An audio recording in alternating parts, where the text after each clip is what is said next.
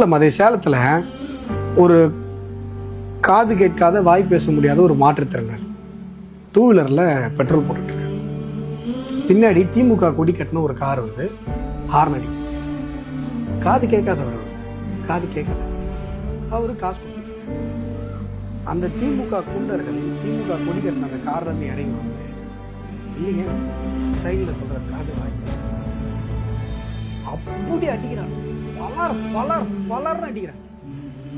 உலகத்துல மனுஷனா போன்ற எவனுக்காவது இப்படி ஒரு குரூர மனநிலை வரும்? எவனுக்காவது? திமுக வந்து அதெல்லாம் மனுஷன் தானே. காது கேட்காத வாய் பேச முடியாத சமிஞ்சையில வந்து இல்லைங்க எனக்கு காது ஹார்ன் அடிச்சு ஏன்னா நான் முதல்ல வண்டி நான் கேட்கறான். காது கேட்காதுங்கன்னு சொல்றேன். பலர்னு அடிச்சு அவர் தரல தள்ளி விட்டு அந்த மிதிக்கிறார்.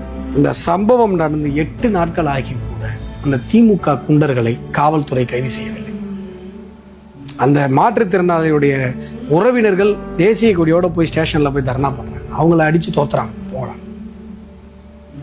இந்த ஆட்சி நீடிக்கலாமா, நீடிக்க விடலாமா சொல்லுங்க.